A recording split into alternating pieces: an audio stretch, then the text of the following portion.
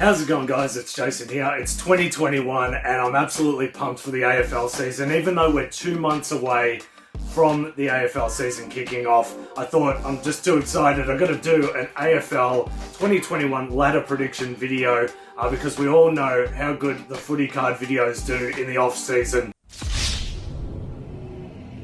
So this is just going to be a very summarised review on how I think each team is going to perform, what they're going to finish on the ladder at the end of the 2021 season.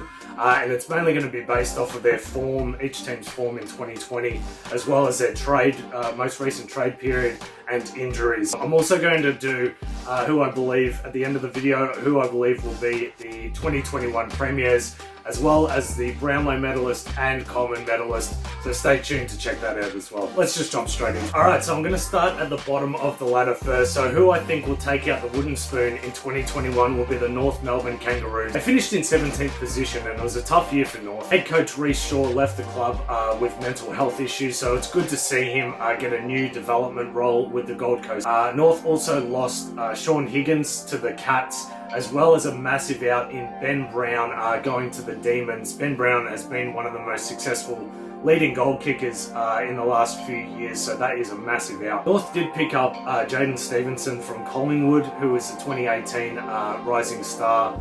But I think with the loss of Ben Brown, North are going to struggle to kick goals up forward, and yeah, we'll finish wooden spoon at the end of the 2021 season. Coming in at 17th on the ladder, I have the Hawthorn Hawks. They finished 15th on the ladder at the end of the 2020 season, and it looks like the recent Premiership success at the Hawks is over for at least the next few years. They have the oldest list in the comp, and the loss of Isaac Smith to the Cats, I can't see them turning it around in 2021. Alright, 16th on the ladder, I've got the Sydney Swans. They finished in the same position, 16th on the ladder at the end of the 2020 season.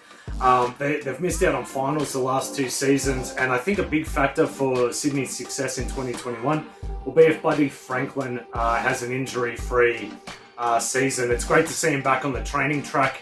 But unfortunately, Buddy coming into his later half of his career and the amount of injuries he's sustained, I don't think that will be a likely scenario. Coming in at 15th spot on the ladder, I have the Adelaide Crows. They were the wooden spooners in 2020 and really struggled. They saw significant trade losses, including Brad Crouch, Kyle Hardigan and Rory Atkins, and with no significant experienced players gained. They pulled a few wins in the end of the 2020 season, but unfortunately I think they're going to struggle again and only get a handful of wins in 2021. Okay, so 14th on the ladder, I've got the Essendon Bombers. Last year, end of 2020 season, they finished 13th. They lost a lot of solid talent, including Adam Sard, Orazio Fantasia and Joey Danaher. They picked up some young talent with Jai Caldwell, but I think it'll be a couple more seasons before the Bombers are competing for the Premiership. At 13th position on the ladder, I've got the GWS Giants. They're easily the most disappointing team in 2020, going from in 2019 being in the grand final to finishing in 10th position in 2020. The most significant loss in the trade period for GWS was definitely the 2019 Coleman medalist Jeremy Cameron to the Geelong Cats. So I think there'll be another team that will struggle to kick goals in 2021, and as a result won't be able to make finals. Alright, so next up we've got 12th position on the ladder, and I'm picking the Collingwood Magpies. Just finishing in the top 8 of the 2020 season, they've probably had the worst trade period, losing massive talent with Adam Treloar going to the Doggies and Jayson Stevenson going to North. It's difficult to predict how the Victorian teams are going to perform in 2021 based on their 2020 season with COVID and having to travel interstate and be hubbed. However, in saying that, with the massive losses in the trade period, I can't see the Pies being a Premiership contender in 2021. So the next group of 6 positions on the ladder, the mid-tier of the ladder, I found really difficult to predict. I think it'll be a really close one in the middle of the ladder again this season, and I think it'll be dependent on injuries to key players throughout the season. But coming in at number 11, I have the Fremantle Dockers. They finished 12th on the ladder at the end of the 2020 season, so I think they'll move up a little bit. I think they'll snag a couple more wins compared to their previous season, but I think it might be a couple more seasons until Freo become that really strong finals contender. Especially with no big trades, except for Jesse Hogan leaving, going to GWS, which unfortunately he didn't do too much of Freo anyway. Coming in at 10th position, I've got the Gold Coast Suns. They finished finished 14th on the ladder at the end of last season. I think we'll continue to see improvement and they'll put a few more wins together in the 2021 season. There's some future superstars including Matty Rao, Isaac Rankin, Noah Anderson, Ben King and Jack Lukosius, and I think once these players get some more games into them, they'll rise up the ladder and I think they'll be a serious finals contender in 2022. Alright, so the team that I think will finish 9th position and just miss out on finals in 2021 is going to be the West Coast Eagles, and this was a very tough one.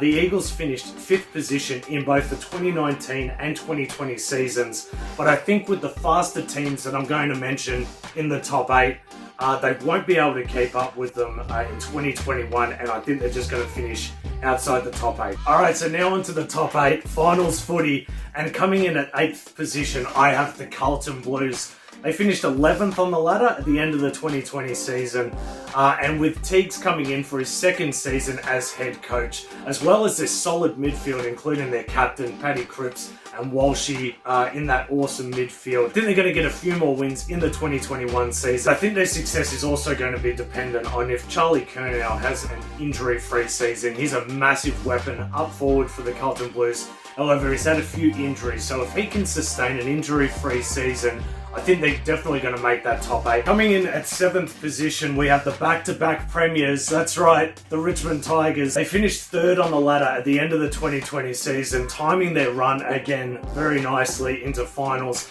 They only had Jack Higgins leave to join the Saints, and that's because he really couldn't get a game in the senior team, considering he returned from serious surgery.